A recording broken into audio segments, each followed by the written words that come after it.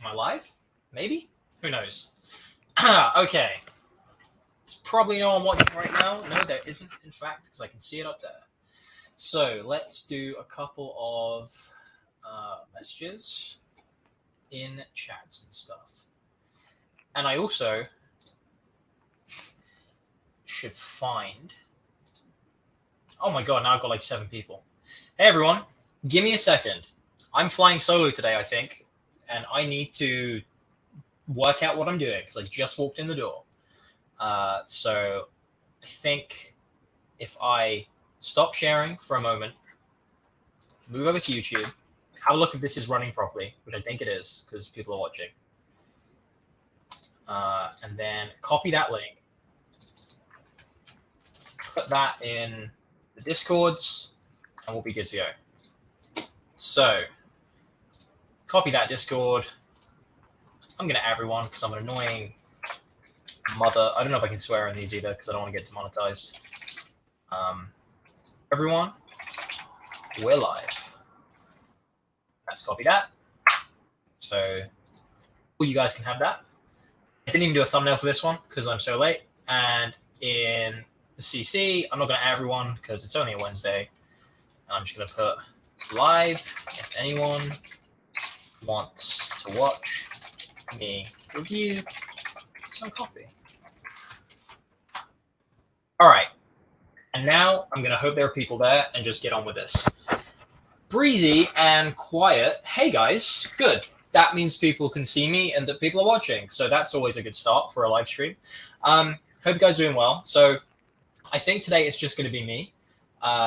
We may have one of the others join. Sean is sick as a dog right now. Lindsey is taking care of her own stuff. And I believe Rod is at Nike HQ, or Nike HQ, I guess I should say. So I'm taking today. I have just come back from a meeting where we were talking about many businessy things. So my mind is kind of racked with that. So I'm looking forward to just kind of settling in and just reviewing some copy. For anyone who's joining for the first time or doesn't really know how this works, 2 main things. Number one is patrons of Copy That. I guess, oh God, what is it? Patreon.com/The Copy That Show, I'm pretty sure is what it is. And if I was cleverer, I would have a banner ready for that, just so everyone knows what I'm talking about. If people have joined the Patreon, they can submit copy and we'll review it and give our opinion because that's what we like to do. So that's the context. The copy that you're seeing is from our patrons. I'm going to be going through it, giving some feedback, and hopefully helping you guys out. We have, I'll now share I won't share my screen just yet because I'll explain the rest of the stream, but we've got 1, 2, 3, 4, 5, 6, 7, 8, 9 pieces of copy to get through. So hopefully we get through all of it. But also this will be quite a light stream because it's just me and, you know, like, let's chill out. Let's have some fun. So I'm going to be answering some questions as we go. So if you guys have anything you want to ask, then, you know, just fire away in the chat. I'll do my best to get around to everything. Yeah, so we'll go through it. Hey guys. Hey Charlene. Hey No. I hope everyone's doing well.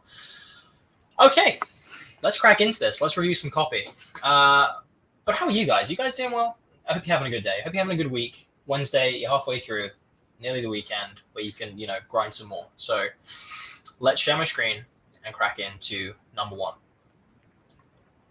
Present, share screen, Chrome tab, window, share.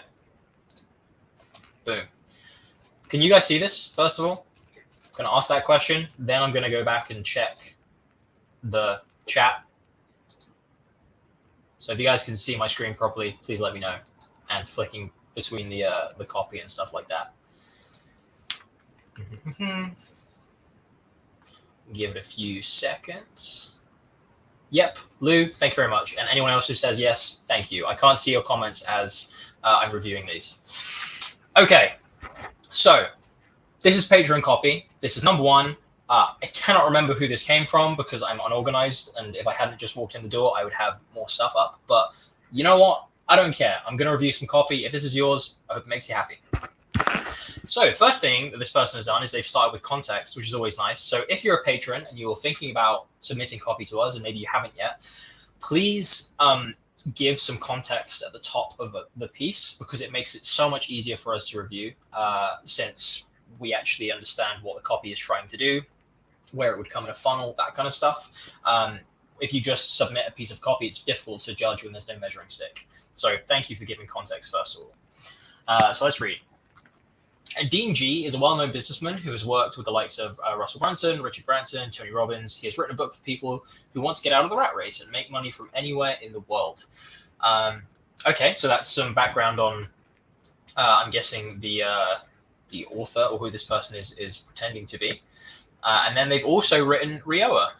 RIOA, of course, reader, idea, offer, and action, which is one of the phrases that I coined in my 5-hour video. So the reader is someone who is problem aware.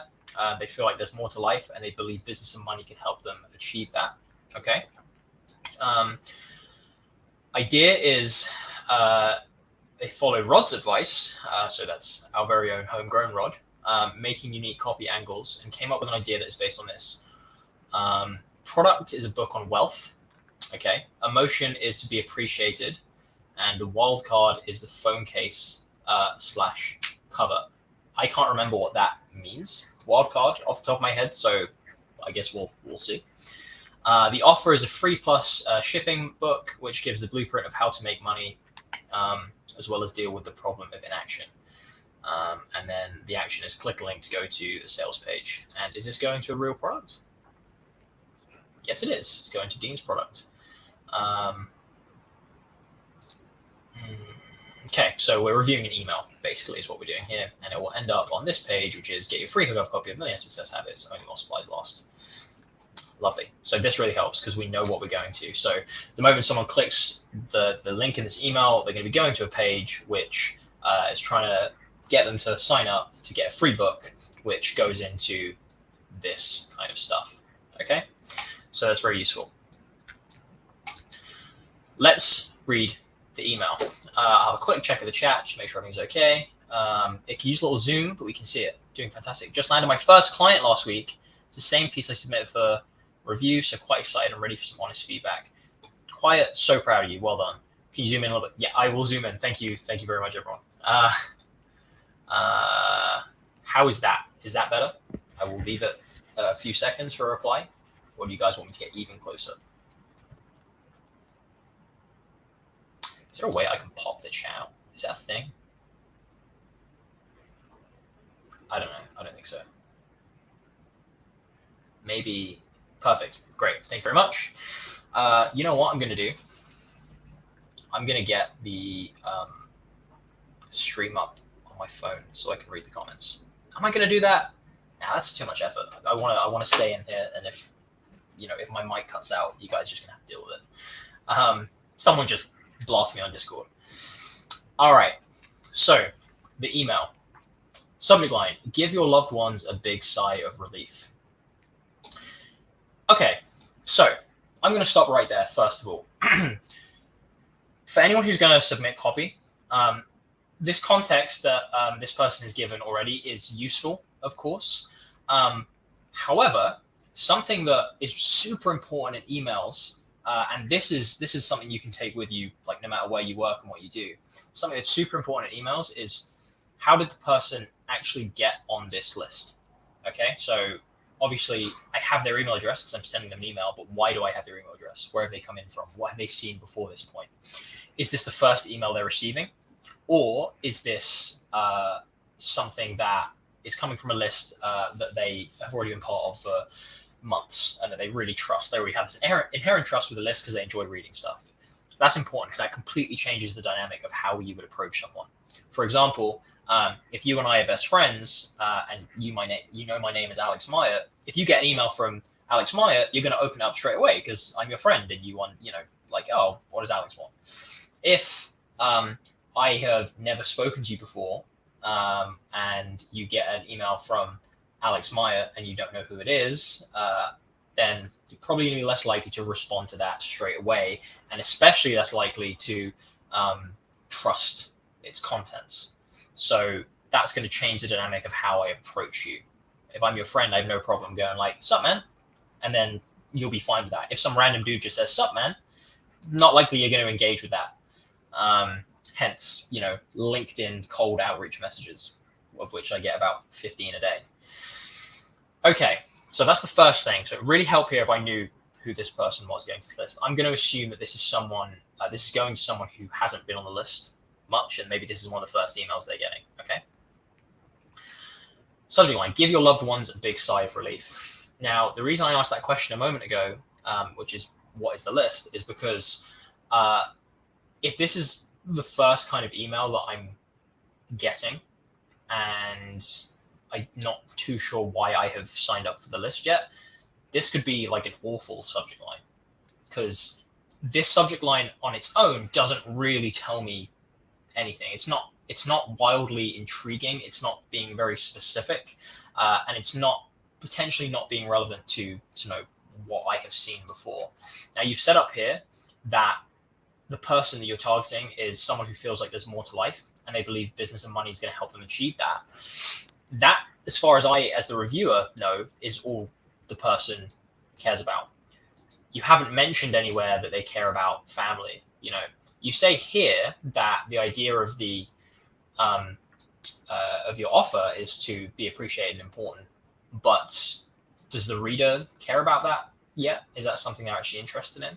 So giving my loved ones a big sigh of relief, that may not even resonate with me. So something you got to be super careful about. If I signed up to this list because I saw an ad or a squeeze page that told me,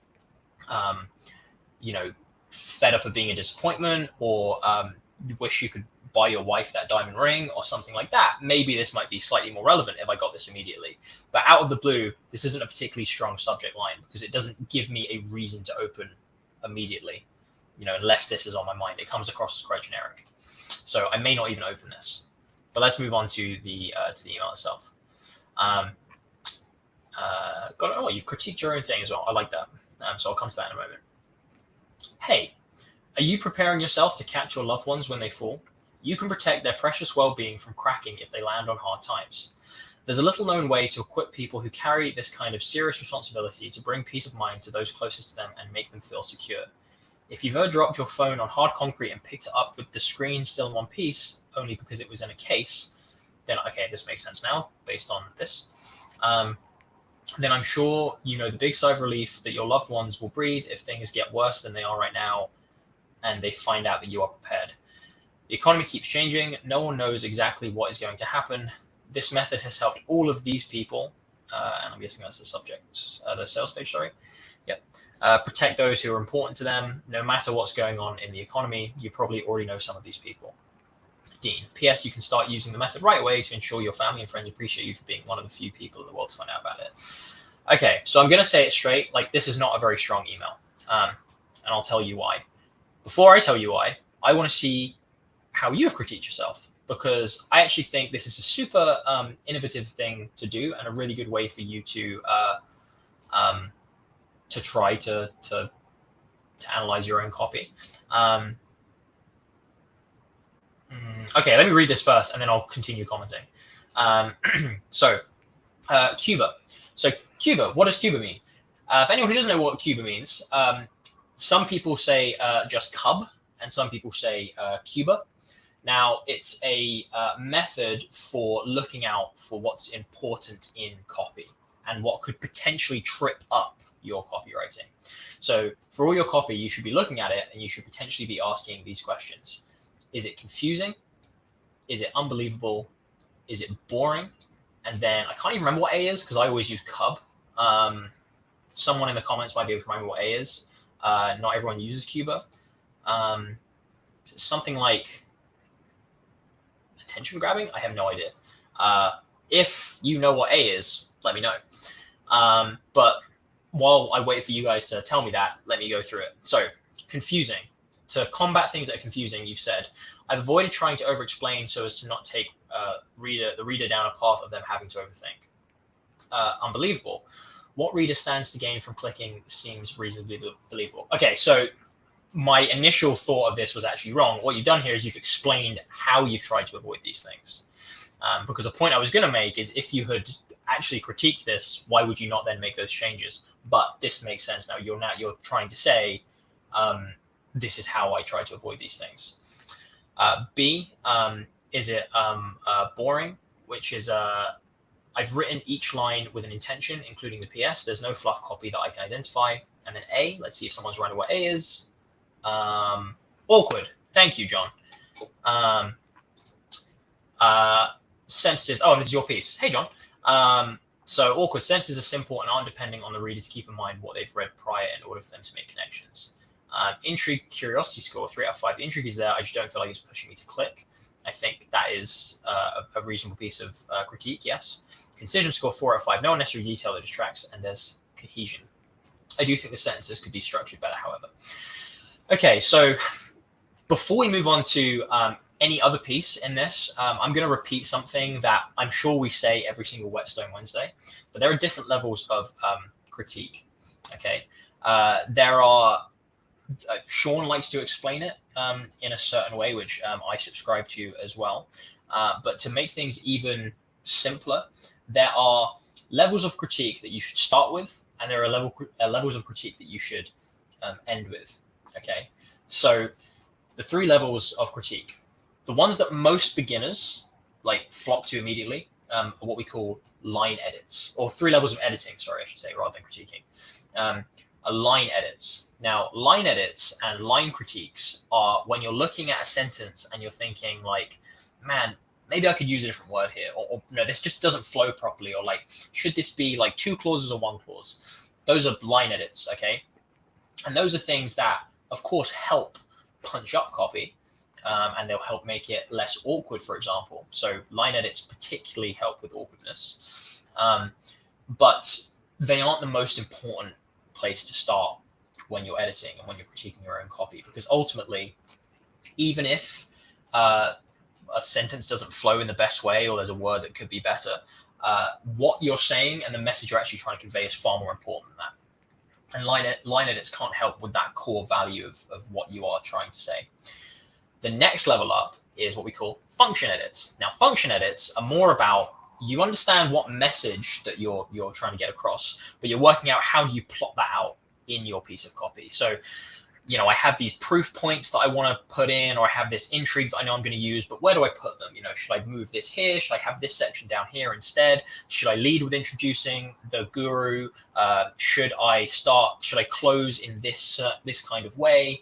Those things are function edits. Okay, you already know what you're going to say. It's more a case of what order and in what form is that message going to take. Line edits, like I said, are below that. It comes down to the actual, how am I going to say all this stuff? What words am I going to use? How do the sentences align with each other? Function edits are all about, how am I going to structure all of this?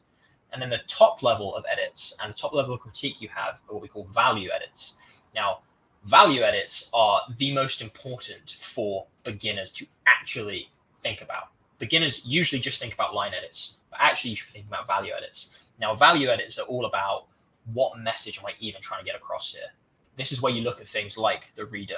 You look at the offer you have. Basically, you look at Rioja. You look, who is my reader? What is my idea? What offer am I giving them? And what am I trying to get them to do? Because without knowing those things, you won't even know what message you need to convey. So super, super important that you have that down. And I think for you, John, something I would say is focus a little bit more on the value edits. You've spoken down here about concision and fluff and like intrigue and stuff like that. Those are more function and line. But the first question you really need to ask yourself about like all of this whole thing is, does this message make sense for the person I'm targeting? So part way that you can improve that, like I mentioned at the beginning, is by asking, well, how did this person get on the list? Because it gives you a clearer idea of what they're actually going to be interested in. Now, of course, this is like a spec piece world where you can make up the reason they're on that list or the ad that they've gone through, but it's always best to try and make it something realistic, or when you have the sales page, to reverse engineer from this sales page and see, okay, well, where are people signing up for this kind of stuff? Is there a free book, before this point? Is there like a free ebook? Was there a quick course or something like that that you just need to input your email in and then you got on top of it? So you know what they've already spoken about. So that's the first thing I would say is, in terms of value, you need to just work out, is this even the right message I'm getting across to this reader? And in an email, I'm not going to say this is exclusive, because subject, you can approach subject lines in very different ways. But for a lot of emails, the subject line kind of tells you what your value is, like what that big message is. Because so often email subject lines just reflect the content inside, or they strike at that core message that is going to resonate with the reader. Because ultimately, you only open an email if you're actually interested in it. Something I'll always say is, there are two surefire ways to get someone to open something and to grab someone's attention. Number one is intrigue. Number two is relevance. If you can be extremely relevant, the most pressing problem that they have right now, they're going to open. If you can be so intriguing that they just can't ignore it, they'll open. If you can do both those things, they'll definitely open. When I look at this, I don't have enough information to tell me if this is going to be hyper relevant. My gut tells me, even if I did have that information, this probably isn't going to be hyper relevant, because it's not very specific to anything. Now, if I'd have signed up to this because I was interested in retirement, for example, and this said something around retire tomorrow and your family can live, like if you retire tomorrow, your family could live carefree, like that in quotation marks, for example, like that is at least relevant to the kinds of things I'm thinking about right now, because I want to make sure I can provide my family, but also retire, for example. A bit more relevant. This is a bit too generic, given we haven't got the information in front of us about who this person is. So that's number one. That's the first thing to think about. That then extends into the actual body copy of the email. So still think about that value. If you've decided that this is the message you want to get across, and I'm not saying it's a bad message, people want to protect their families, totally makes sense. That isn't necessarily a bad message. But if that is the message, then you need to consider, okay, well, I need to get them to this sales page. One thing we love about emails is the DIC formula. The DIC formula, DIC, or disrupt, intrigue, click, only exists to get a click from someone who is reading a short piece of copy. That is why it exists. And the reason that exists is because it's this sales page that should be doing the selling, not this email. All this email should be doing is grabbing attention, making them interested in the next thing you have to say, and then directing them somewhere else. That is all this email should be doing. This should be doing the selling. Now, with that in mind, and with just that in mind, re-ask yourself if you think that there is fluff here. Are you preparing yourself to catch your loved ones when they fall? You can protect their precious well-being from cracking if they land on hard times. You may say that's grabbing attention if that's what we've decided that they're interested in. That's what's relevant to them. Fine. Let's say, for argument's sake, that is what's relevant. They want to protect their family. Could you say this more powerfully in fewer words? I think so, yes. Are you preparing yourself to catch your loved ones when they fall? You can protect their precious well-being from cracking if they land on hard times. You could have a much more powerful message in a short space. For example, you could say something around, if you died tomorrow, would your family be okay? Or if you weren't around anymore, who would look after your family? ? For example.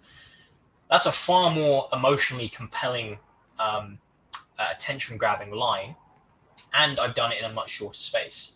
Reason being is because this sentence and this sentence are effectively saying the same thing. This isn't adding any more to my comprehension as a reader. And this is where we come back to line edits that we spoke about a minute ago.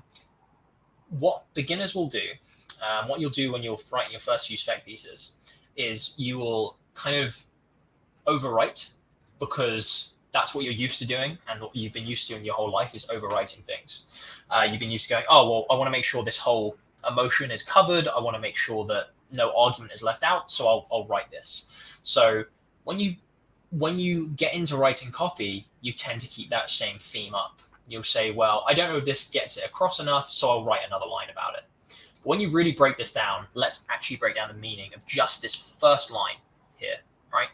These first two lines. The meaning of this first sentence. Are you preparing yourself to catch your loved ones when they fall? What is this saying? This is saying, effectively, can you look after your family? That's what this is saying. This is saying you can protect their precious well-being from cracking if they land on hard times. This is also saying, can you look after your family? These things are both inherently interested in, or inherently poking at that idea of, can you protect your family? Like, is that possible? If you're saying that this is a setup for this next sentence, well, you don't need it. Like, this is fluff. All you need to say here, even if you kept it as this, are you preparing yourself to catch your loved ones when they fall? You could just leave that in. There's a little known way to equip people who carry this kind of... That's the exact same.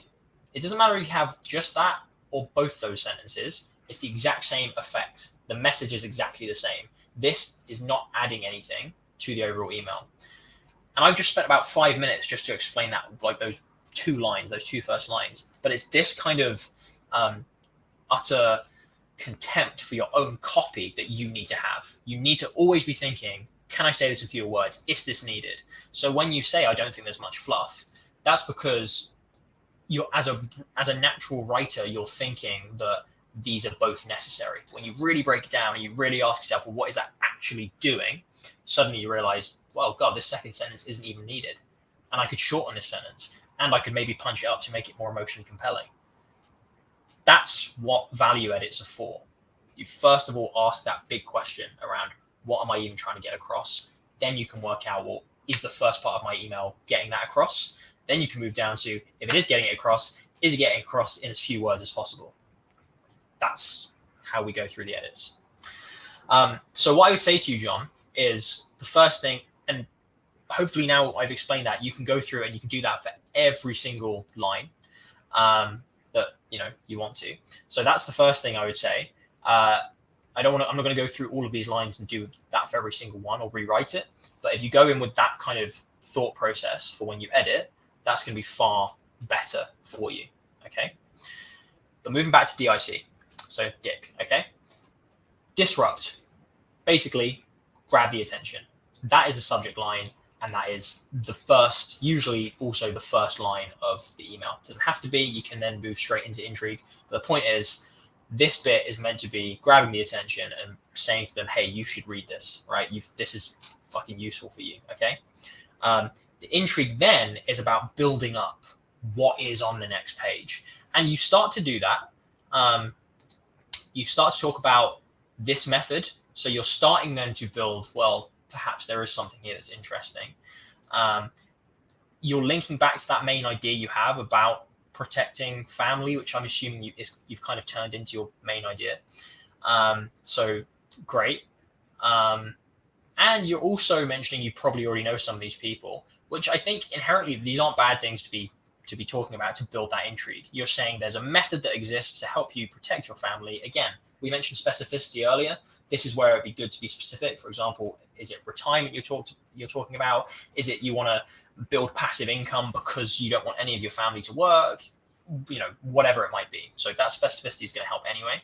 But you're talking about this method to help you achieve whatever it is that they were interested in. Then you are saying that actually you may know some people who already use this. You may know some big names. Potentially, or may this at this point be worth mentioning those names? Just to say, like, God, what's his name? The Virgin Atlantic guy. I've already forgotten his name. Richard Branson. So you could say Richard Branson used this to launch his first ever business, for example.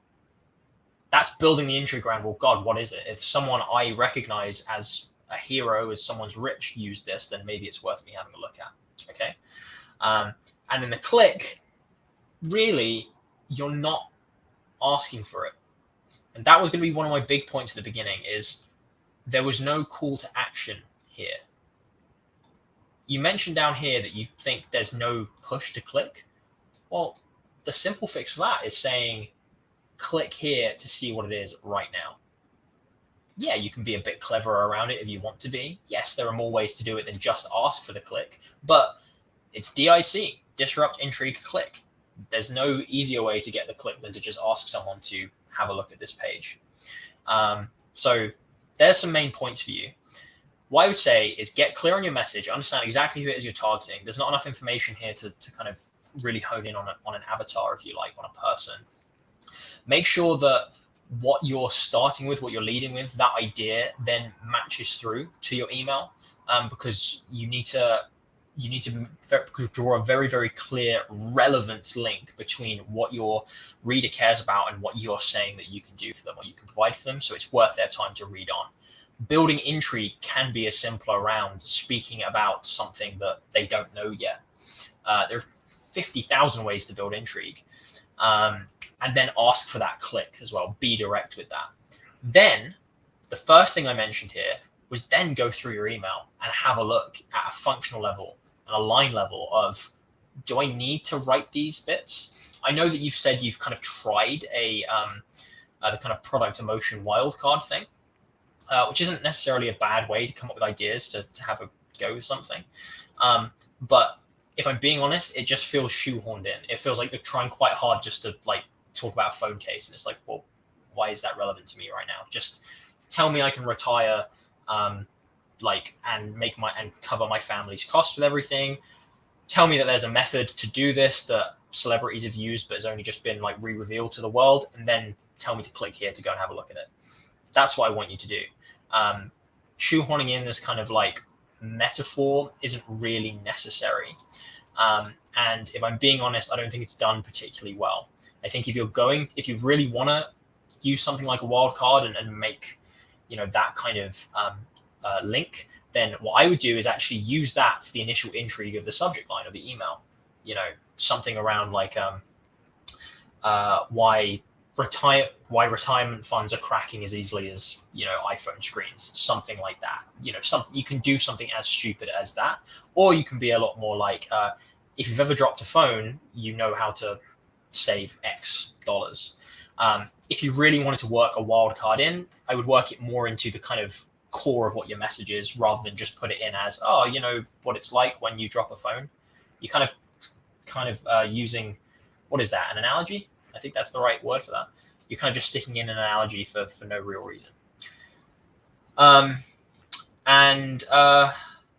Yeah, so that's what I would say. I hope that's enough information on this email. Definitely think about how you go about editing this. Think about the main message. Think about who you're targeting. Think about Dick, as we all love to, and re-go through this with that mindset. Then come back, resubmit this, and we'll see if we can cover it in the next Whetstone Wednesday as well. Man, I should really have the chat in front of me. Whoa. Okay. Punch paragraph first. Aaron says, I usually just write the whole copy without punching/powering first, like a messaging hierarchy you described after finalizing it. I power up a copy, dimensionalizing and everything. Is that a good approach? Yeah, I mean, that's my approach. I'm very much I think I'm at a point now where I'll just write copy. Like, I don't really need to plan for a lot of stuff. But if it's a sales page particularly, or something I have to think a bit more deeply about, I'll always go to my research and then hierarchy, because it's going to keep me in line. I want to know what I'm saying before I start typing it in most cases. John, appreciate it. I hope that was useful. All right. Next. Okay, cool. Oh, damn. Okay. Context. Again, sorry, I don't know who these are. I will maybe after this go and have a look at who I've dragged this from the Discord, and get back to you. I also realized it's been 40 minutes since I started, and that we've done one piece of copy and there's 9, so I need to speed these up. Context, Amazon sales page. I used the page for Atomic Habits to completely template it. The book's main theme is how the past and the behavior of other people can't influence how happy we are in the present moment. Okay, cool. And then the Atomic Habits sales page at the end. I would like feedback on how clear the sentences are and how to improve it. Also, the exercise of templating off another sales page was done correctly. Okay. So that's the Atomic Habits page, and I'm ignoring that. Fair enough. Well, you know what? Before I even read yours, I'm going to read the Atomic Habits sales page. The #1 New York Times bestseller, over 10 million copies sold. Tiny changes, remarkable results. No matter your goals, Atomic Habits offers a proven framework for improving every day. James Clear, one of the world's leading experts on habit formation, reveals practical strategies. Oh, I need to zoom in as well. No one has to remind me that time, but I will. If you did remind me and I just didn't see your comment, thank you.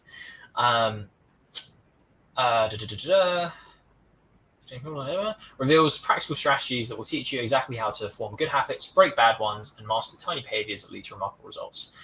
If you're having trouble changing habits, the problem isn't you. The problem is your system. Bad habits repeat themselves again and again, not because you don't want to change, but because you have the wrong system for change. You do not rise to the level of your goals, you fall to the level of your systems. Here you'll get a proven system that can take you to new heights. Clear is known for his ability to distill complex topics into simple behaviors that can be easily applied to daily life and work. Here, he draws the most proven ideas from biology, psychology, and neuroscience to create an easy-to-understand guide for making good habits inevitable and bad habits impossible. Along the way, readers will be inspired and entertained with true stories from Olympic gold medalists, award-winning artists, business leaders, life-saving physicians, and star comedians who have used science small habits to master their craft and vault to the top of their field. Learn how to make time for new habits, even when life gets crazy, overcome a lack of motivation and willpower, design your environment to make success easier, get back on track when you fall off course, and much more. Atomic Habits will reshape the way you think about progress and success and give you the tools and strategies you need to transform your habits, whether you're a team looking to win a championship, an organization hoping to redefine an industry, or simply an individual who wishes to quit smoking, lose weight, reduce stress, or achieve any other goal. Good. That's a good description for a book. And you can tell immediately some very clear things it's doing that are, hot stars for copywriting tactics. Before I go into those, let's read what you have done. Bearing in mind you've templated this from the Atomic Habits Amazon page. A Japanese phenomenon, over 3.5 million copies sold. How to free yourself, change your life, and achieve real happiness. No matter how bad your situation, the courage to be disliked offers a transformative philosophy to achieve real, lasting happiness. The book reveals a new outlook on life that teaches you exactly how to break free from judgment, discover true self-worth, and choose the direction and enjoyment of each living moment. If you are unhappy with current circumstances, behaviors, or feelings, the problem is much simpler than you think. Your happiness doesn't rely on forces beyond your power. It is waiting to be switched on at any moment. You just need to know why. Here, the author explains why you can choose happiness right now, breaking any objections you may grip onto. Described as a meeting between psychology and Stoic philosophy in a Socratic dialogue, the book showcases a debate between the youth and a philosopher. In a straightforward way, we dive deep into Alfred Adler's philosophy, one of the three giants of 19th century psychology alongside Freud and Jung. His polarizing ideas were either hated or loved as life-changing guidelines. Following two departing views, you will be able to decide how Adler's philosophy can impact your life, have your doubts answered, and discover how being free is being disliked. Learn how to detach completely from the approval, opinion, and judgment from people around you, even if you're a chronic people pleaser. Switch on a feeling of present energy and happiness just by dancing with life. Declutter your mind by giving a new meaning to past trauma. Caution, this controversial idea can unexpectedly trigger you. Cast a spotlight on the here and now, and much more. The courage to be happy will reshape the way you deal with friends, co-workers, and family, and lay the principles for fulfilling life. Whether you're suffering with the people-pleasing syndrome, feeling stuck in your career and life situation, unable to fully immerse in the present moment, or want an overall happier experience of life. Okay, so first of all, I think that it's clear that you have templated it. When you mentioned, have you done the templating right? Something that I would love to see is how did you template this? So, for example, did you just have the Atomic Habits page up on the left of your screen and then yours up on the right of your screen, and were you just kind of copying but changing words? Did you try and break down what each of the paragraphs and sentences were trying to say, and then adapt that to what you wanted to get across based on the research you've done of the book? We'd really love to know that. Well, a quick look if you are watching, which I don't think you are because you haven't commented. So what I'll say here, just a general tip for templating, and this goes for everyone in the chat.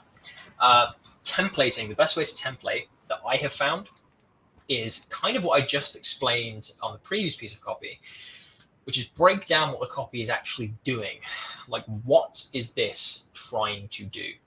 What effect is this having on the reader? This sentence, this paragraph, what is the basic thing that it is doing here.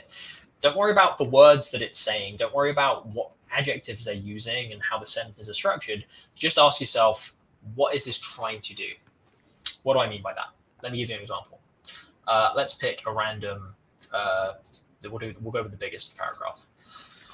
Clear is known for his ability to distill complex topics into simple behaviors that can be easily applied to blah, blah, blah. So that first sentence there, what is that doing? That is giving the author authority. The whole point of that is meant to be showing you proof that this is someone who is worth listening to. It's bigging them up. It's hyping them up. It's the same reason why bands and comedians have an announcer before they go on stage.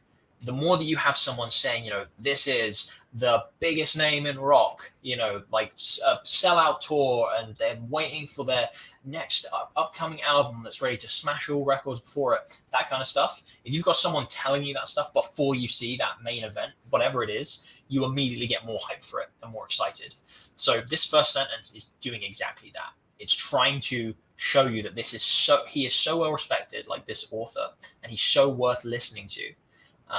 Because he just received praise. Here he draws on the most proven ideas from biology, psychology, and neuroscience to create an easy to understand guide for making good habits inevitable and bad habits impossible. Few things here, but again, now it's kind of leaning more into that idea of like safety. Like this is a safe book to get involved with. This is a safe purchase to make because it's proven. Like this shit works. And this is a broader point I will make about any info product, particularly books where you have to describe it typically in a shorter space. What are people looking for? Really, when they buy any product, but particularly with info products where there's a bit of a leap of faith to buy, they are looking for that safety. They're looking for, I want to know that if I buy this, this is a good decision. Like this is actually going to make everything work. All right. Like they don't want to feel like they're taking a big risk. If someone feels like they're taking a big risk, they're far less likely to go through with something. So if you can make it feel like it's safe to do this, and that loads of other people have success from it, and that it takes its learnings from proven theories or proven concepts, I should say, then it's going to feel a lot better, and it's going to make me feel a lot safer giving you money for this. If you can tell me like, yes, this is going to solve what you want it to solve, and it's based on stuff that's already been proven, and loads of other people have said it works, and this person is more than qualified to tell you about it, I feel a lot better about it. So that's what that paragraph is doing. Well, that's what those first couple of sentences are doing. So that is how I would break it down. Just what I've done there, I would say, well, it's trying to do this. So I'm going to make sure in this paragraph or in this part of the piece of copy that I am templating, I do the same thing.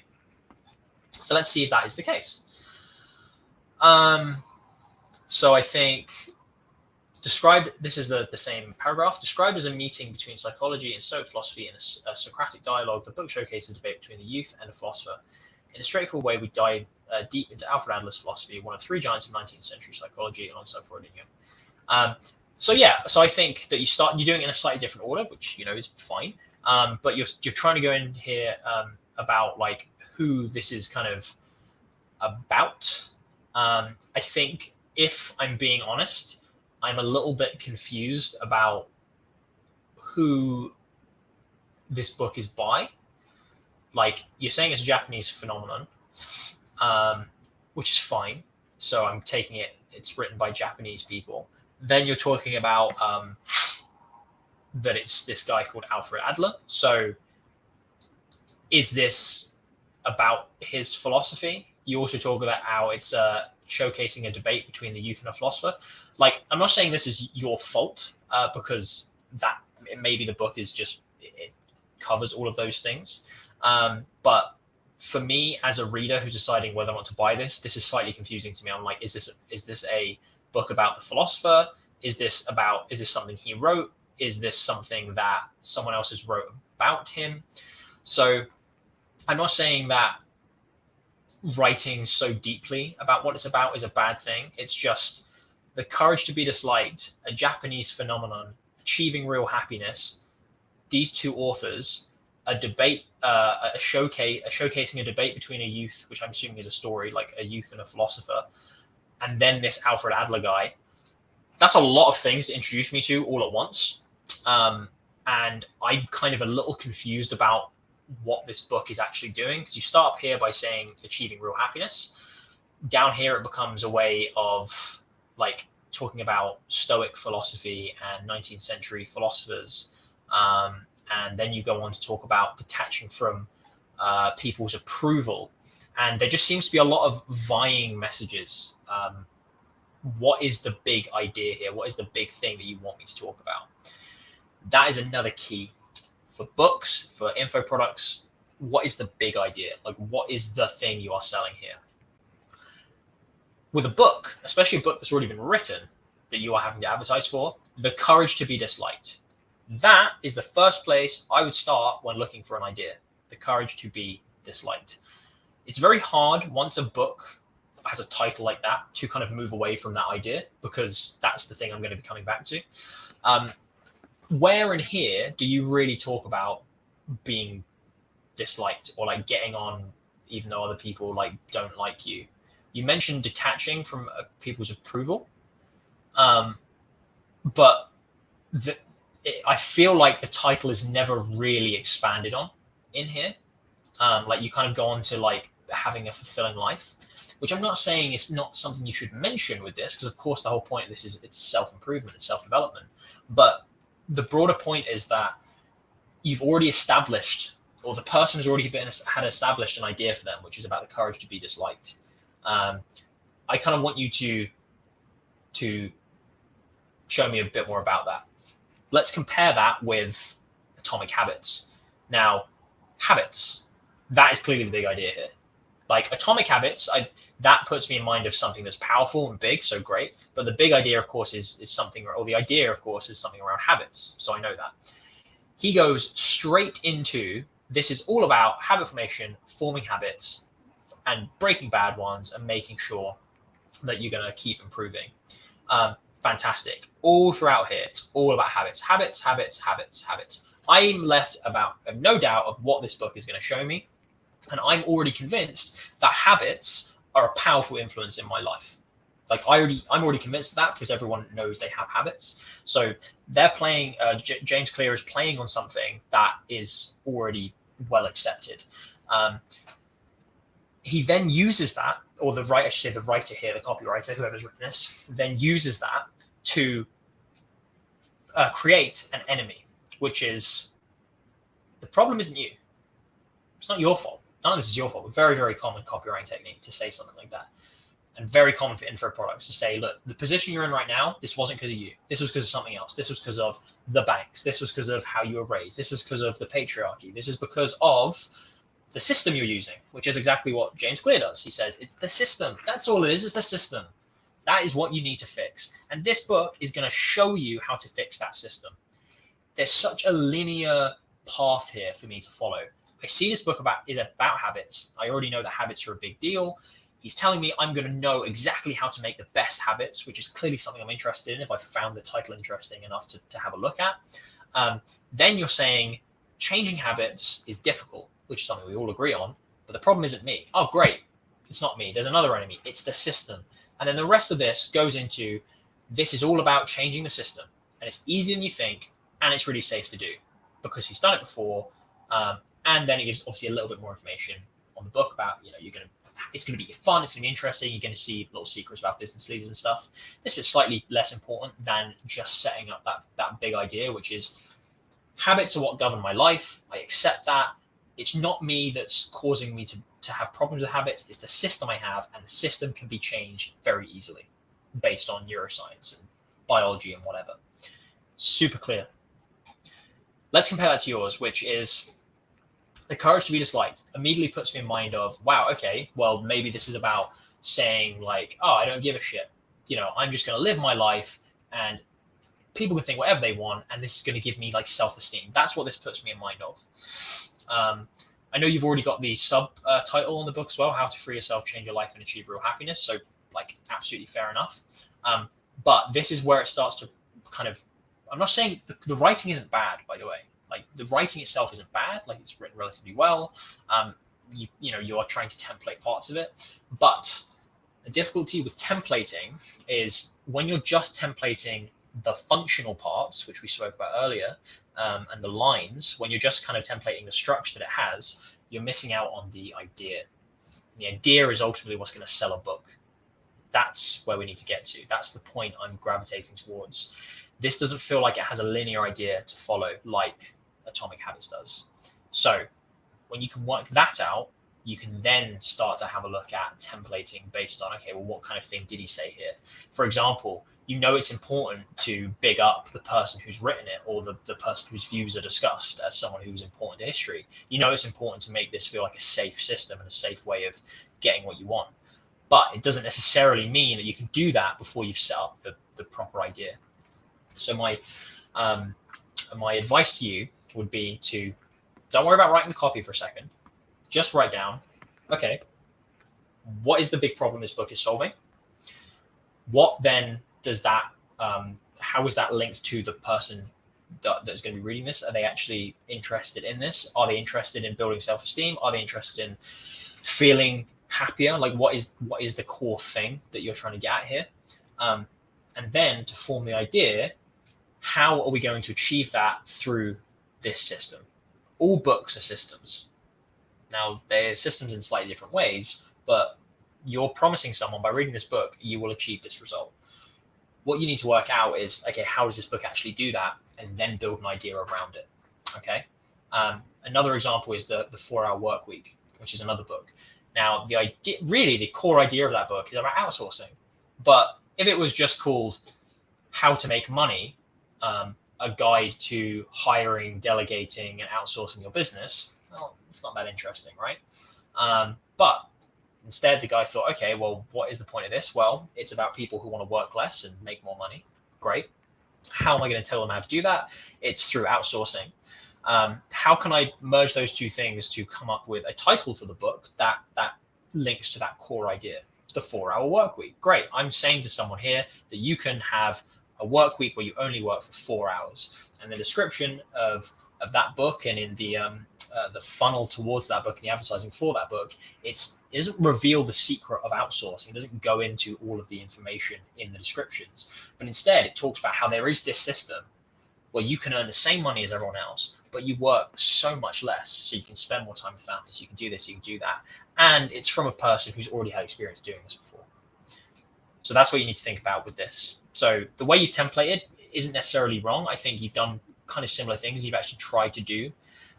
You've tried to template pretty well. My recommendation would be to template how I spoke about it. So breaking things down, working out what they're saying, and then translating that into what you want to talk about. But broader point here is when you're asking me this is good copy, is for a book, this just feels like there are too many ideas vying for my attention.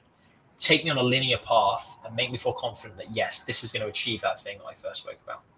So I hope that's helped. Where are we? I fucking love you, man. I love you too, Delusion Boy. You're a genius. You're just something else. I thank you. That's far too high a praise. But I appreciate all the same. Okay, moving on. Now this is a lot of copy. Reposting my chiropractic email nurturing sequence from a few weeks back and want to make sure email 3 is cleaned up after inputting the feedback given. Also, email 4, the last email in the sequence, is trying to push some urgency. Damn. Okay, I'm gonna blast through this because what I want to do and what I think is going to be the most relevant here is if I give this copy an overview instead of go into the lines, because it seems like this has already been reviewed on a previous Whetstone Wednesday. So swift recap. Prospects saw an ad for a free chiropractic visit. They clicked it. The prospect signed up on a landing page for said visit and went in to capitalize on the free visit. The prospect is yet to commit to the insane value inside the personalized wellness plan. If I could have email 3 and 4 blasted, that'd be great. Okay, I'll skim through 1 and 2 just so I understand the what's going on. So if I get this right, they've gone in and they've had that first visit. But when in there, they've then said, hey, pay some money and we'll do a full plan for you, but they haven't yet done that. So I'm guessing they've kind of had the plan Sign the wellness plans for you. Yeah, so they've had the plan made. Okay, fine, makes sense. Subject line, jumpstart your road to recovery within 30 days. Hey Bob, thanks for coming in the other day. Good news, you don't notice something we can definitely treat. We see these sort of things all the time. Your personalized wellness plans. Wait, click to view your personal wellness plan. P.S. Dr. Smith designs wellness plans specifically for you off the x-rays we took during your free wellness visit. Good email, solid email. I think you've probably already had this reviewed, but yeah, super solid. It's to the point. It's relevant to me. It talks about things I know I've already done. It gives me a very clear CTA, and it gives me an extra reason to view it. That, hey, guess what? This was done specifically for you based on this thing that you know you've done. So this is what we call very fucking relevant. So how am I not going to click this? When someone said they've done something specifically for you, and you can tell it's specifically for you because this can't be automated. You know, you can't, I mean, of course it actually can, but like the idea is you've been in somewhere, so it feels like it can't be automated because you're doing it based on what the observations were. Great email. In my opinion, subject line could be stronger. I would basically mirror the subject line to the message here, which is that your in fact, I would even do something like, following your visit, your personalized plan is now ready, or following your visit, your plan is now ready. See inside, right? Because that is drawing attention to something I've already done in real life. So I know that I've already given some commitment to it. You're going to have the from line being someone who I already trust somewhat. And it's giving me a reason to open right now, which is, see inside. Like just that can just nudge someone to have a look at an email because the thing that they've been promised is in there. Like that's what it's implying. So I'd maybe change the subject line, but overall solid email. If they click, they see this. Bob's wellness plan, diagnosis, wellness path, and then the price, scheduled appointment. Cool. If they didn't click the link, so if they don't click this, they then get email 2. Quick note, I wouldn't say if they didn't click the link, I would say if they didn't schedule an appointment. Small difference, but a very, very important difference. If someone clicked the link, but then didn't schedule, by this logic, it would mean they then did not get the next emails, but they haven't scheduled. So like, what's the fucking point? You need to make sure they've scheduled. Just a quick thing. Believe me, I've seen little pieces of logic like that absolutely screw over campaigns where they could have been targeting like 40% of the base again and again, but they just didn't have the logic written. All right. Email number 2, subject line. 130 miles an hour into a tree, and he couldn't walk until he found us. One of our patients. That posture doesn't need to be there, dude. Come on. Kidding. Most people wouldn't notice. Craig was a professional motorcycle racer and had a devastating accident. Luckily found us before it was too late. Here's his story. So here's a quick note. This comes from someone who has sent like hundreds of emails to get people to book demos and to follow up with like personalized health plans and stuff like that. Well, not personalized health plans, but health plans and medication. Just generally, if someone has already given you some micro commitments, i.e. they've already been in to see you, they've given you their email, like they know you, this second email here, like after you've done this initial one, this can just be a nudge. Reason I say that is because I'm not saying this is bad.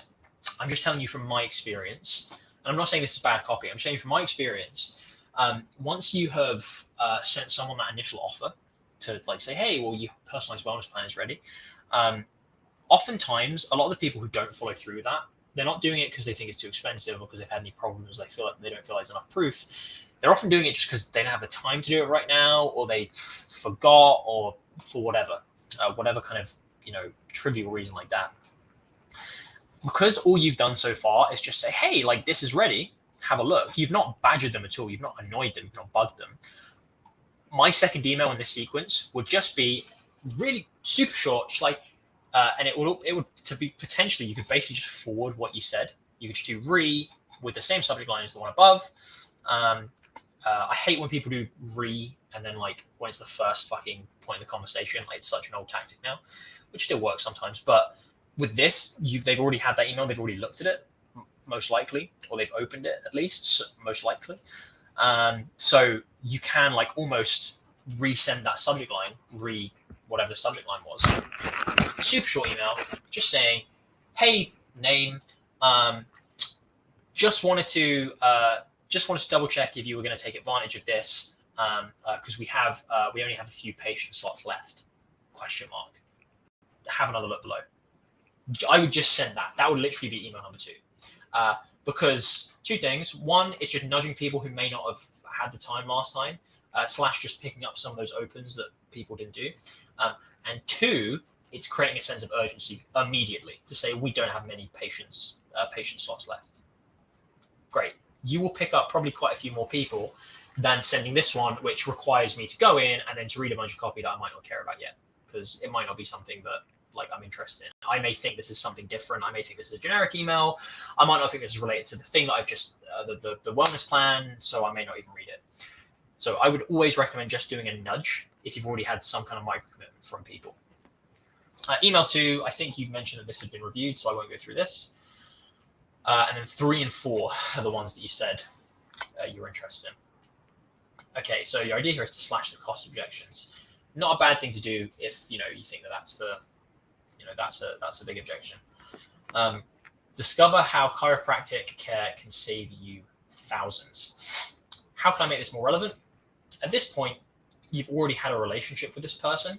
So this, if we're looking just to the stages of awareness, this is almost kind of bubbling around like the solution aware stage, where you could argue they're almost approaching like most aware. They're at least product aware of you because they know the service you offer.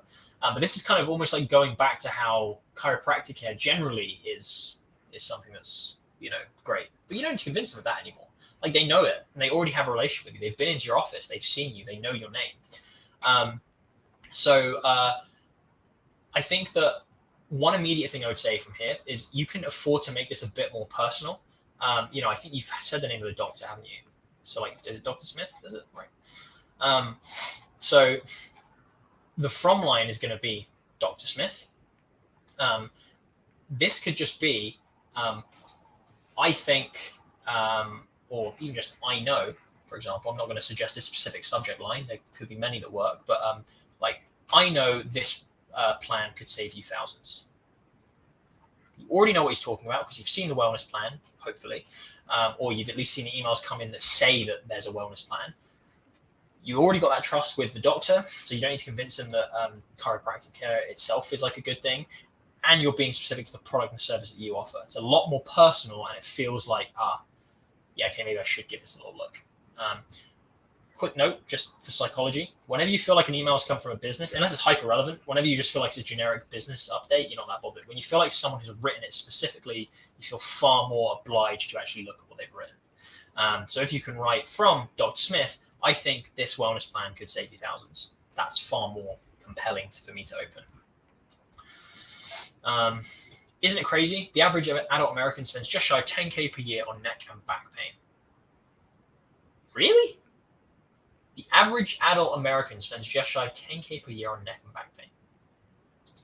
Is that true? That, to me, that strikes me as immediately unbelievable. So just something to note there. Maybe you could say like when back pain gets bad, it could cost you up to $10,000. It could cost up to $10,000 per year. I know you've already had issues with this, for example. What the hell does that go on? What? Is that not like chiropractic? That's what it would be for me. Like, surely that's what's being paid for, but fair enough. That's over $380 billion spent every single year.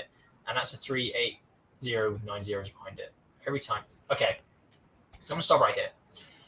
This is encroaching on the territory of what we call like statistics fluff, which is that you're talking about back pain. You're talking about a wellness plan for me. Ultimately, that's what you want. You want to save me money by going to the chiropractor. That's the problem. I don't really give a shit how much other people spend on it at this level. Like, I don't care that the fucking US economy spent $380 billion. $380 billion means nothing to me. This is just fluff you've put here for the sake of it because you know this statistic. That's my honest opinion on this. You don't need it. It's not adding anything to the message here. Your message here is how you can actually save thousands by going to chiropractic care. How? How can I save thousands? That's what I want to know. And to me, I don't know anything about chiropractic. I've never written for a chiropractor. But for me, the obvious thing here would be that if you let this get bad, it will cost you thousands of dollars in the long run. Like if you snap or crack something in the wrong way, that is a hospital visit. And in America, I know the insurance is fucking mental, and things like that, especially if you don't have it. So, or if it doesn't cover it. So that would be, if I was going into cost, that would be the angle I would use here. Or I would be comparing our service to another chiropractor and saying the reason that we are so much cheaper is because you've done this personalized wellness plan. But with most others, there's a few ideas bubbling around in my head here and I'm getting quite excited. So I would say I would go one of two ways. Either I would say you need to do this now to protect your and your family's finances in the future, because if this gets worse, you can be paying out absolutely thousands. Nip it in the bud now and just spend this, because you don't want to be telling your family that your vacation is cancelled because you have to get back surgery, for example, something around that. That's one idea. That's one route you can go down. The second route you can go down, I would probably change the subject on something else if I was going down this route, but if you're talking about the objection of cost, if this person has already kind of come to terms with they need chiropractic, which if you're trying to mitigate the cost objection, then they clearly have got to the point where they're like, shit, I do need it, it's just the money. Then what I would do is go, I would compare myself to other chiropractors and say, use the thing that you know about them, or what you know about them is that they have already been through a wellness plan with you. That's what you know about them. So use that as justification for why you can do it so cheap. So you can say other chiropractors can start from as much as like $1,200, like to even get a consultation. I don't know any of this shit. You're gonna have to fucking research for yourself and make sure you're not bullshitting. But point is, compare yourself or compare other people who don't have it as cheap to you and say the reason you can get it this cheap with me right now at this level of quality is because you've already come in and done this plan, which is part of the offer.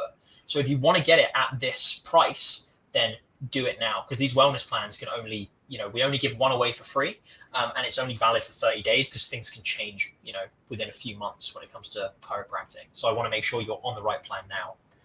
You're using justification there of you've already come in for the plan, you've already committed. Other places are going to charge you a hell of a lot more to even start any of this kind of process. This was a one-time free thing because we can't keep offering it because obviously it takes our time. And I can't extend this offer beyond X number of days because otherwise, the plan might become useless because you might get worse or you might get better or something might happen, That way you're pushing the urgency then of like, not only is this cheaper than everything else, but it's the cheapest it's ever going to be, and it's not going to be this cheap for very long. So there you go. There's two ways to attack the pricing objection. I would go through that. Which you have then started to do, which is great. Cool. Yeah. So you have kind of, so I jumped the gun a little bit there, but the reason I jumped the gun is because as a reviewer and reading this, I lost interest like here, because this stuff is like nothing. Like this doesn't mean anything to me. I would also probably remove the line about the average adult American, because like, is that true? It might be fucking true. I don't know, but the average, I would say that this is the average of people who have back problems maybe. But the point is, like, this bit here, like, is not needed to get into this bit here. Remember, always cutting down. We're trying to cut down as much copy as possible. We only want the copy that works. We want to cut the fluffy copy. That's what we want to do. The alternative is something Dr. Smith's personalized for you. The simple approach to healing is just $375. You enjoy a pain-free life for the price of a month's worth of daily Starbucks runs. Great, nice bit of dimensionalization there. Yeah, perfect. You can stack up on that. You can say, it's either $20,000 in a few months when this goes wrong, or you can sacrifice your daily cup of coffee for a month and make sure that you don't leave your family in the lurch when it comes to dipping into savings, for example. Email number 4. Am I getting anything? Shit. Have I not been zoomed in? Fuck. Sorry, guys. You know what I'm going to do? I'm going to go in and zoom in each of these right now. Oh, typical. I can't zoom. There we go. I've just zoomed into everything. All right, that'll do. I'm such a dick. Sorry, guys. Okay. We'll edit that in post. Okay, number 4. Urgency. Subject line. Urgent. Message from Dr. Smith at Best Cairo World. Dear valued customer, we noticed that you haven't yet acted on your personalized wellness plan. Dr. Smith prepared this plan specifically for your diagnosis. It's ready for you to act on now. We can only hold your spot at $375 price quoted for so long before it no longer becomes applicable. We'll secure your wellness plan for another 24 hours. After that, poof, it'll vanish forever. Demand for Dr. Smith and his team is extremely high, which is why we can't hold this infinitely. If you'd like to become your pain-free life today, click here to now claim the personalized wellness plan. If not, we'll have to move forward with patrons. Boom. Fucking much better email. And if you'll notice, this is basically what I was explaining in this email. So you're thinking in the right way. I would just say you can deliver this kind of quicker. And this is another very true thing. Take it from someone who has sent millions of emails. The more emails you send, the less effective that hit rate becomes, just naturally. Of course, you could do a much better email on the number 4 spot than the number 3 spot, and this have better results. But imagine if you'd done that in the number 3 spot. Those results would be even higher. So just make sure in a sequence there are no wasted emails. I think that what I would do is I would move this kind of email to number 3, where you're talking about pricing, and you can mix that in there, and you still have this idea of we can't hold it for this much longer, and then I would have number 4 be a super short message which only reinstates this bit, which is you have 6 hours left to get it at this price, otherwise it's off the table, or 12 hours left, or 1 day left, or whatever, and it'd be super short. Okay, but this is much better. Subject line, yep, I think is good. Nothing wrong with throwing in an urgent subject line, assuming you've got a good email list health. Nothing wrong with throwing that in as long as you don't overdo it, and you're not overdoing it because it's the last, potentially the last email in the sequence. Message from Dr. Smith at Best Cairo World. This bit could potentially be stronger. I understand what you're going for here. You're trying to say, there's something for you to open. But you have to remember at this point, they've already had a few emails. We could get quite granular and do it if these people opened and these people didn't, send them something different. But let's not get down to that granular level just yet. They've already been opening these emails, so they already know what this is about. So I would just remind them here, urgent, your personalized wellness plan expires tomorrow, in 24 hours, in 48 hours, whatever it is. Just remind them of that main issue that they're battling here. So that's what I'd go with for that. But much better email. Not a ton that I would edit on there, other than what I said about kind of combining these two and then splitting them out in a slightly different way. But no, I think the copy is solid. It reads very easily. The CTAs are very direct, and you're talking about, there's very little fluff throughout this. So yeah, good job.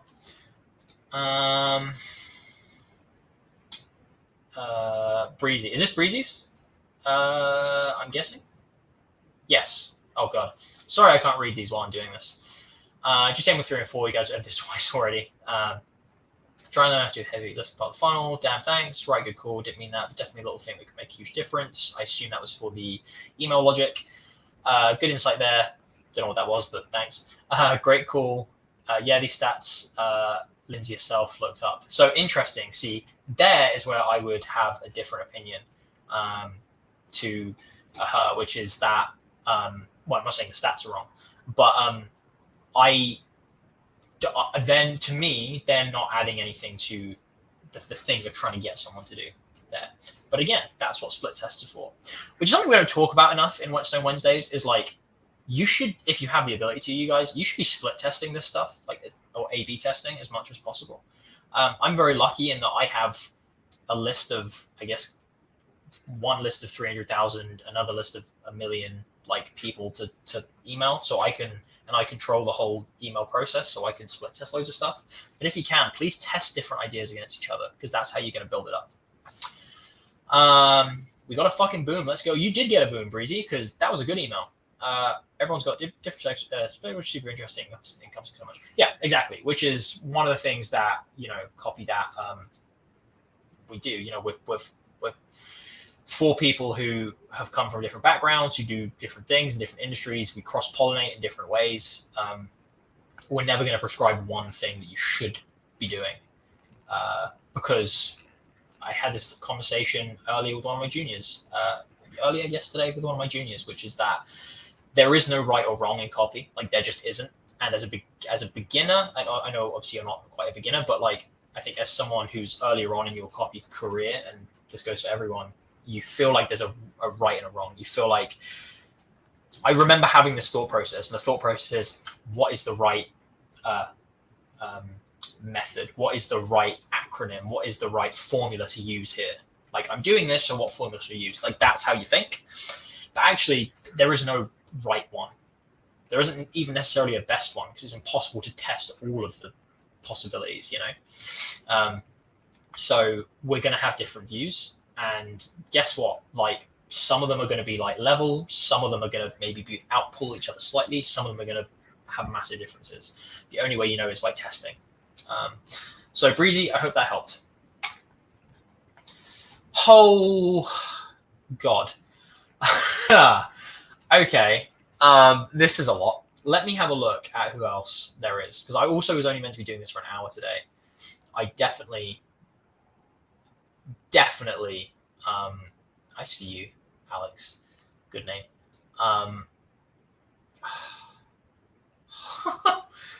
What the hell? Shit. You're selling me. Okay. God damn, I really want to read this though. I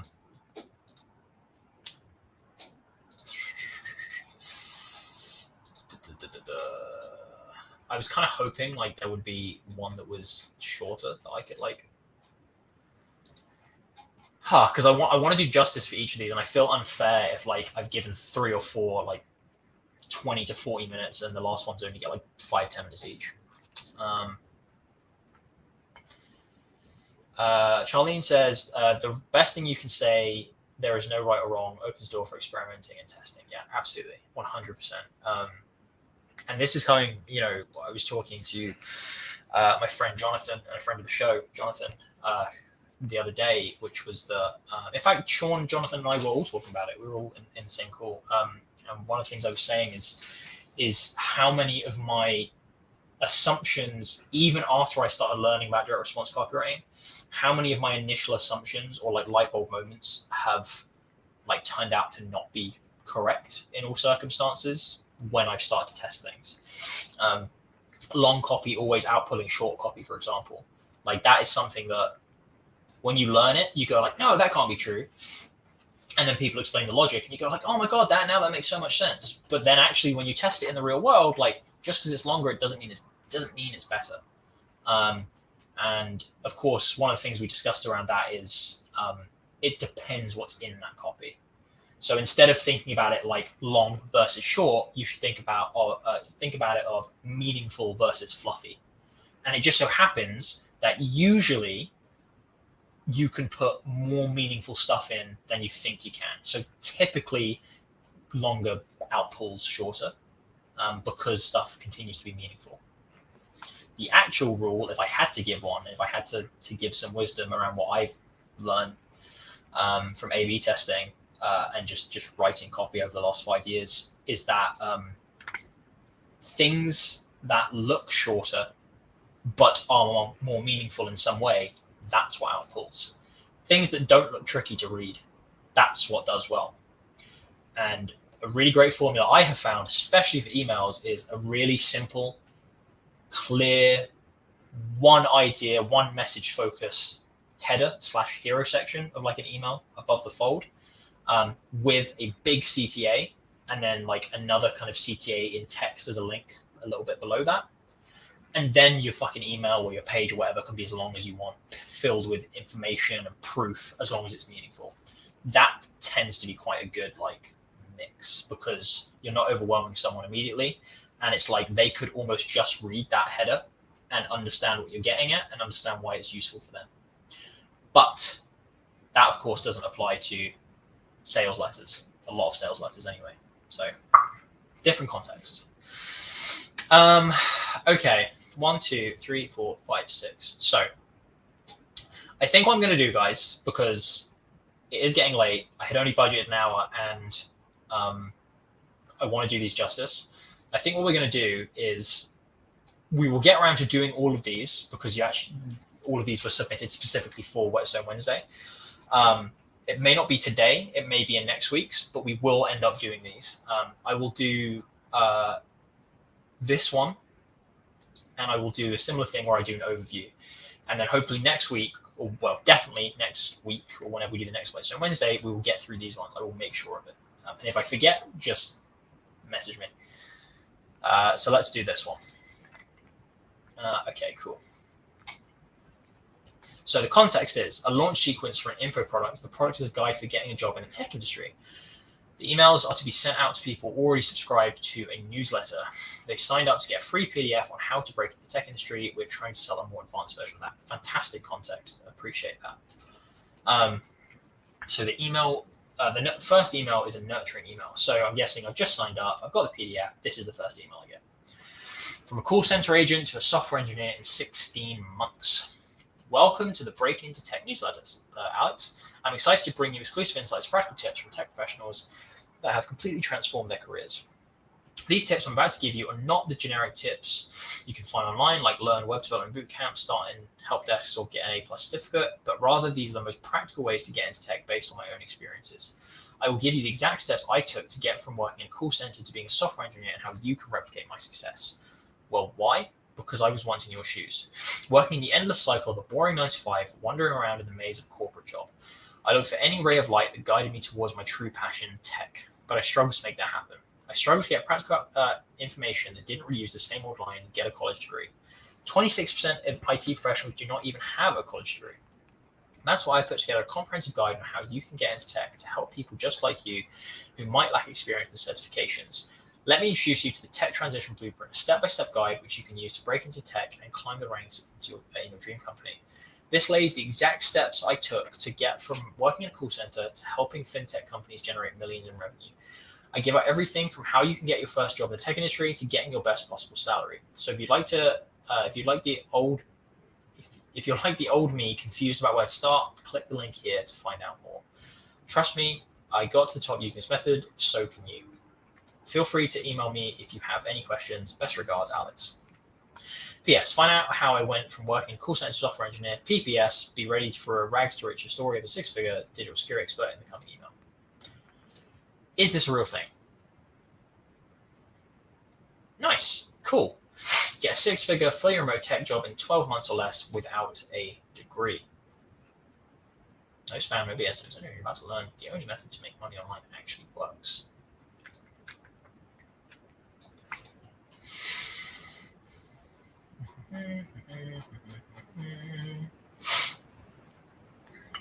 How much is it? Here's the thing. That's your 100. Price actually $1.60 a day.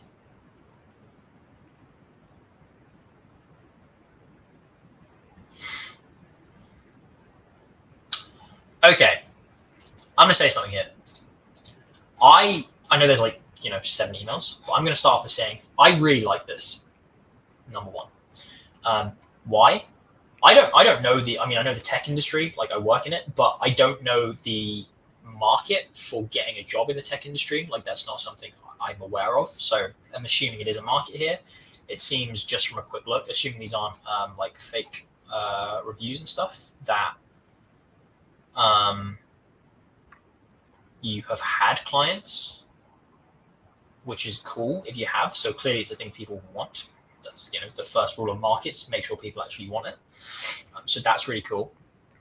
And I think the way you speak, I don't know if you're writing this, if this is you writing it for your own business or writing it on behalf of someone else, like for someone else's business, but you write as if like you are genuinely passionate about this. That is actually good, and that really shines through. I can already tell that I was interested in this, that this is super relevant to me. And this is a fantastic this is effectively a welcome email to the newsletter. Like that's great. So we're thinking less here that it's like a, trying to sell them on it, or it's really trying to get that click immediately. Of course it's trying to get a click, but this is more just, you're in the right place.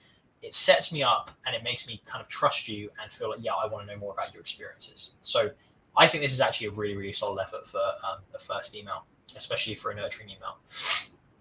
Now, this is a general point around newsletters. So the idea is here that they've subscribed to a newsletter already. I just want to understand if this newsletter was something that they were already getting before this, or they're only on this newsletter because they signed up to get the free PDF. That's the only thing I want to know, because my next piece of advice would differ depending on that. The thing I want to say is, if this is kind of like setting up for your newsletter, what I would do here is I would make it clear that you can see exactly what the method I used to do this by following this link. That's great. I would also then set up the expectations for what they can find in this newsletter themselves, itself. So you'd start to do that by saying the next one you're going to get, where is it? Here. Be ready for a rags to riches stories of a six-figure digital security expert in the coming email. So you start to talk about what's going to come next. I would just lay somewhere in here saying that this newsletter is going to include these next steps, like these things that you're going to get. So I'd say, have a look here and see what method I used. Plus, look out for emails coming in the future where I will show you like how you can get a head start on using the method or something like that. Two reasons for that. One, they might click this link, go here, realize, oh, you're just selling a course, I don't really give a shit. So if, or not, I don't give a shit, but oh God, I'm not really ready to commit right now. This gives them a reason to stay on the email list, because you're proving that there is more to come. So that's good. And secondly, it weds them more into this product. Because if you're saying that, oh, I can give you a head start on this method as well, and you're dropping little hints, and which you may well do. This to me obviously looks more like a launch sequence, which is absolutely fine. But if you can say, like, during this newsletter, you're also going to be dropping more advice on how to do this, then all of a sudden, not only is it worth sticking around for, but it makes the actual product a lot more attractive, because you can drop hints about, like, oh, I talk about this in, chapter 3, or we go on this into the second video here, if you've not signed up yet. So here's like a sneak preview of what that is. So just a quick note, but I think this is actually a really, really solid effort. And it does what it says on the tin, which is, it nurtures me. It makes me feel more like you can be trusted, and I want to see what your opinion is. Assuming this market is a real thing, which I'm guessing it is. Success story. Okay, let's just skim through the rest of the emails. Product description. Testimonial. Limit time offer. FAQ and objection handling. Last chance email. Okay. So,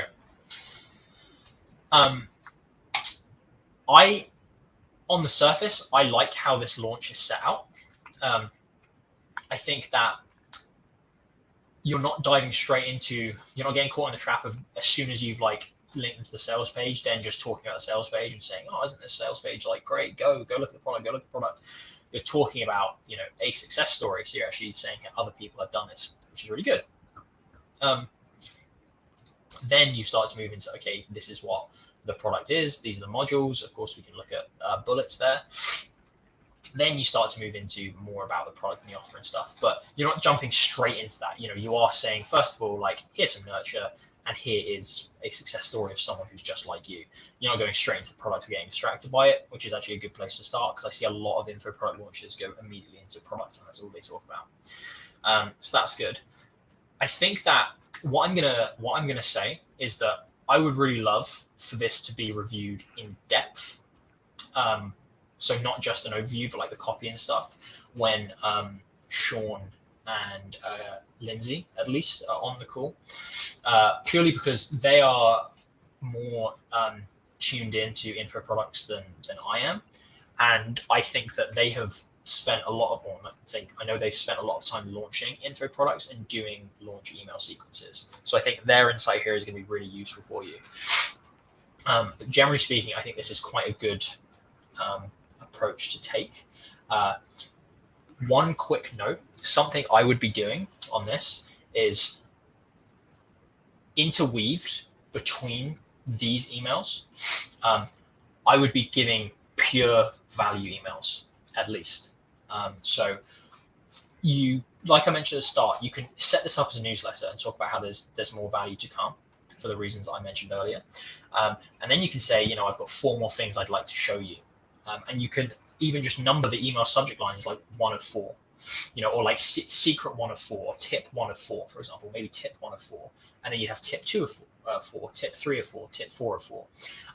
It's just giving them a reason to wait for those emails. And if you've got like every other email as that, so you've got nurturing email, then you start with success story perhaps, or tip 1, then success story, then tip 2, then a product description, then tip 3, then testimony, then tip 4, then the limit time offer, then the objection handling, then the last chance. You're keeping them more engaged with the sequence itself. You're wedding them into what you want them to see about your product, and it gives them more of a reason to actually enjoy what you're saying, because it's not just pushing them towards a product page. It is actually still giving them tips. And you can always open the loop at the end of each of those emails to say, oh, tomorrow I'm going to show you I'm going to give you a sneak preview into how the structure of the course is actually laid out. If you like this email, then you can find more about it in this chapter, which I'll show you. I'll talk a little bit more about tomorrow. Then you can show the product description where you start talking about the different modules, for example. So that's one piece of advice I would give, and that's more strategic. But that's just to keep people a little bit more engaged and to make sure your unsubscribe rate doesn't creep up when people realize, oh, well, you're just pushing me towards the same page now. But copy, I think we should go through with the whole team here. And I'm also realizing I've gone 54% over my time budget here, and I still have shit to do tonight that I need to sort out. So I think what I'm going to do, guys, if I didn't get through yours, I'm very sorry. That's because I get too excited about copy when I'm reading it and I want to analyze it too much. I guess it's my job, but still, I will save each of these and I will pin them in our personal group chat of Copy That, so I make sure they're done in the next Whetstone Wednesday. And I'll probably also pin them in the channel or something. Thank you very much for submitting them. I will go back onto the broadcast very, very briefly, just to say that if you are watching this, and there are 15 people watching this, which kind of surprises me because I'm just kind of, rambling here, but I guess you guys like coffee. Look, you can see all the stuff we do. There we go. Hopefully that's beneath me now, right? Is that, the thing? Assuming it's down there. If you're watching this and you're not a patron, but you want to get your copy reviewed by myself, Sean, Lindsey, Rod, in this depth, these tend to be like 3 hours long quite often. The only reason it isn't today is because I really genuinely need to do stuff. But we tend to go into this kind of depth for our patrons and critique whatever they send. So if you want to get critiques like this and you want insights, and if you want to ask questions about your copy or about anything very directly to us, then you can join the Patreon, which is patreon.com/the Copy That Show. It basically, that money goes towards us having the videos that we put out on YouTube. It pays for all of the equipment we use, the editor's time, that kind of stuff. It also gives us a justification to be able to take time away from other stuff to do these streams. So thank you a lot. We literally could not do this without you guys. So thank you. And of course, the rewards you get are access to the Patreon, which has I don't even know, over 100 videos in it, exclusive videos at this point. You got my e-commerce adventure, Rod's finance adventure. You've got a bunch of books that are only available on Amazon that you have to buy. You get, I think, 12 masterclasses that haven't been released anywhere else, or you have to pay for individually otherwise. You get access to all the exclusive Discord channels. You get your copy critiqued on live streams. You get direct access to us through the Discord and can ask us questions in the exclusive chats. Probably other stuff that I'm forgetting, but yeah, if you are interested in all of that, you want to become a better copywriter, you want to earn more money from copywriting, we try and teach you how to do all those things to a greater degree in the Patreon. So yeah, that's something. And on that note, I definitely need to learn how to pop out the chat because I hate you guys seeing like 15 of me. Oh, hey, Sean. Sean, get on here. If you're well enough to type, you're well enough to stream, you dick. Please don't stay in bed and phlegm yourself silly. Quiet says, love your dedication, Alex. Thank you so much for your time. I feel like I haven't really given that as much time as I should to this, but thank you for the appreciation. It does mean a lot. Sean, we've covered your shenanigans. Charlene, just renewed my AIM subscription because the value via the Patreon is fantastic. Charlene, you have been around, like, Copy That for what feels like a while now. You know, like, I love seeing your name in the chat. You are, like, one of the absolute OGs of Copy That at this point. So the fact that you have renewed means a hell of a lot to me, as I'm sure it does to Sean and the others. So thank you. Sean says, I'm in bed in a puddle of sweat and phlegm still. I forgot I can. Look at that. I'm getting rid of a CTA just to show your whining. No, I feel bad for you. Over a year, says Charlene. Well, Charlene, we love you. Thank you so much for sticking around. OG, old girl. Oh, no. Is OG not original gangster? I'm not down with it, guys. I'm not, I'm not from the hood, so I don't really know all the terms. Original gangster. Who's commenting as Copied Out on YouTube? That makes me look, it looks like I'm messaging that myself. Oh God, guys, I'm so tired. It's getting to the point in the stream. Usually I have Sean or Rod and Lindsey here with me when it gets to this point where like everything just breaks down and we go all silly. I've reached out on my own tonight, and I need to. Oh, it's Lindsey. Hey, Lindsey, how's it going? We need to catch up soon, anyway. Old geezer, but yeah, it's getting to the point where I could just now chat shit. My brain is fried from a day of work and then reviewing copy, but I need to eat. I need to finish an investor deck. I need to do something else. I can't remember. Something else. Sean says, this is the part of the stream where the shenanigans begin. Yeah, but I've got no one here to shenanigan with me, so it's going to be super boring. Why is everyone watching? There are 13 people just watching nothing. Watching a pasty white English boy in his office not give any value. That's what you're doing. Do you feel good? God, I love insulting the audience. Go eat and work. All eyes on Alex and his fried brain helps keep up. Thank you. Yeah. Okay. I am going to go and work. I'm going to try and end the broadcast and hope that I don't screw up the tech.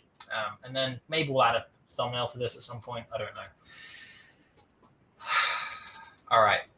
That's been annoying me. Oh, God, I could have had that over here this whole time, and that would have been a much better shot. We love you, Alex. You're the cute one. Charlene, I'm going to go to bed so happy now. So thank you. But everyone knows you're the cute one, really. Of all the fans, like, it's you.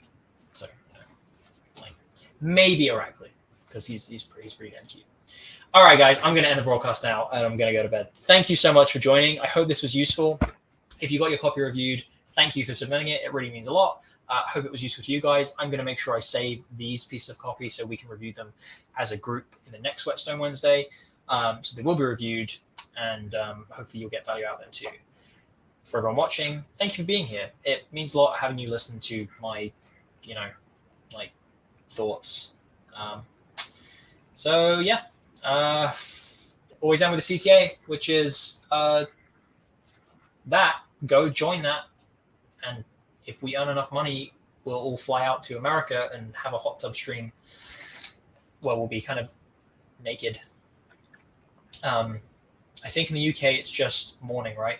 No, it's 9:43 p.m. here right now. So I've had a full day of work before this. All right, guys, thank you very much. Have a good one. I'll see you on the flip side.